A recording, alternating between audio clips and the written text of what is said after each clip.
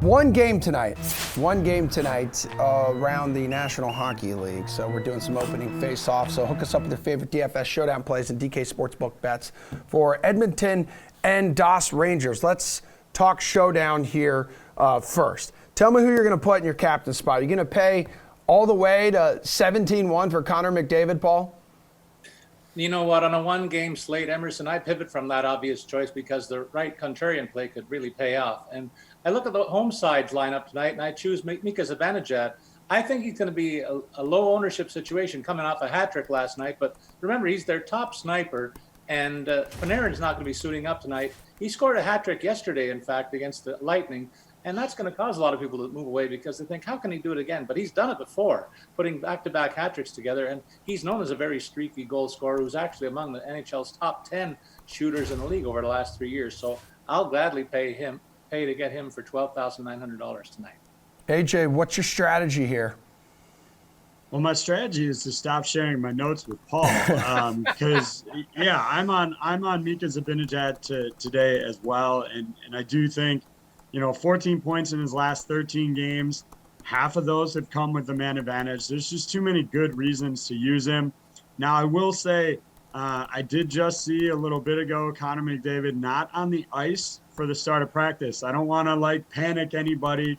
I haven't seen any confirmation as to why. It could be something simple. But if he's out, I might consider paying up for Leon Draisaitl here because he's going to need to carry that team even more. So just something to watch as we get through Oilers practice as news comes out after that. If McDavid's out, I might pivot to use Draisaitl. AJ, would you consider putting a goalie in your Showdown lineup? Not a chance. Not in this one. For me, I almost never touch the Oilers netminders because they're guys that don't have to really be that good. They have that offense. They can just be okay. Mike Smith is injured again, so likely Mikko Koskinen. And then you've got the Rangers coming in off the back of the back-to-back. If it was Shesterkin tonight, I might consider it. But again, with the back-to-back, no confirmation yet, but likely going to be Georgiev there going for them. He's riding a 3-game losing streak, so I'm not paying up for either goalie in this one. Could be a high-scoring affair. Stay away spot for you as well, Paul? No, I think I'm going to take Georgiev. I'm looking for the win, and that's always good points. So this guy's been very steady with 5 quality starts in his last 6 outings, allowing 2 or less in those appearances. That's the real luxury that the Rangers have, a backup that can limit opponents and really give his team a chance to win. Back-to-back games at home are also not a big problem. In fact, if you ask most players, they'd rather play back-to-back than rather than practice after a game. So I don't think that's a big deal. And they took out the tougher opponent of the two yesterday with a shutout win over Tampa. The Oilers have only 2 wins in their last 10 games, too. That's worth mentioning. And I agree with a lot of the other stuff AJ said. But I do think I want to be on the winning goaltender tonight. I think that's Georgiev. All right, Paul, help us out with a value play then. Well, I know I shied away from McDavid earlier, but I will include his projected left winger, assuming that McDavid plays. Zach Hyman is on the books for $11,700 tonight. The Oilers captain, I might add, has 34 assists versus 19 goals, reminding everyone that he's more likely to set up goals rather than score them. So that helps Hyman's case even more. I expect more of the same tonight and capitalize here with one of his line mates who will also join him on their top power play unit. Okay, AJ, value.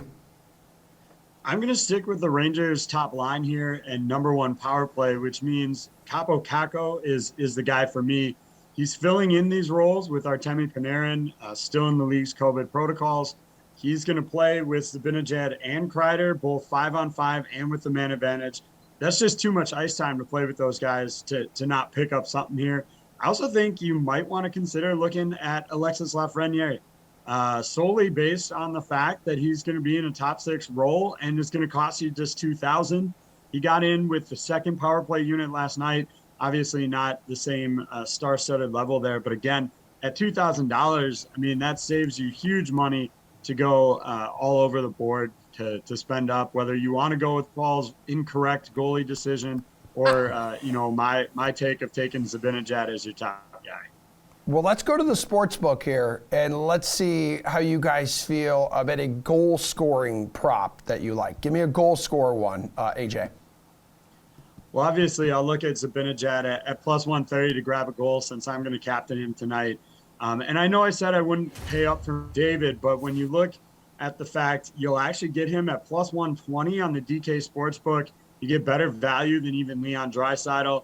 I think that makes him an intriguing option as well. And then, looking at a little bit further down the board, Adam Fox plus 340. I know he's generally more of an assist guy, but it's just really good value in a game that could be really high scoring for him to get one here. Yeah, and Fox plus 2,000 for the first scorer. Paul, how about you? Goal scorer prop.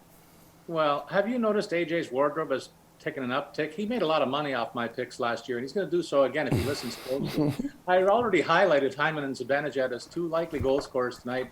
You can get them for 190 and 130 respectively. But another Ranger that I like is Chris Kreider for plus 130. Their first line left wing. And the other Oiler that might make sense is Tyson Barrie, in fact, who has been held scoreless in his last 3 games. He's their power play quarterback and will get chances to break that slide. He'll pay plus 390 if he gets a goal tonight. Slate approved pick, gentlemen. Which bet is your favorite on the board for this one game on this 3rd day of January 2022, Paul? Well, I think AJ and I are on the same side of this one. I think these teams will trade chances, and that could lead to a high-scoring game with all the skill that's going to be on the ice, regardless of whether McDavid plays. That means I go to the alternate total goal line, my favorite part of this whole show, actually, when I get to play in this range. And I go for the plus 190 payoff when these teams combine for a plus 7.5 on the total goal line. Big part of this is the suspect goaltending of Mikko Koskinen or anybody else that the Oilers will throw in tonight. Koskinen's allowed 20 goals against over his last 5 starts, and Smith's only played once since October 19th, and he gave up four in that one. So they might be looking out for a goaltending help in the future, but tonight they got to throw one of these guys in the net. Likely it's going to be Koskinen the way it looks, and that's not a good sign. AJ. Yeah, I like targeting the total in this one as well. I'm also with Paul on the over here. Look, in terms of maybe a riskier option that I think could actually still hit, I like the Rangers to cover the puck line. You get plus 215. That's fantastic value. If you don't want to go that risky, I think it's a good spot to go Rangers on the money line at minus 105 because you don't give up that much juice. But yeah, I love the Rangers. Plus 215 is just too good a value to pass up on a team that just won 4-0 last night, and they could certainly win by a couple of goals tonight as well.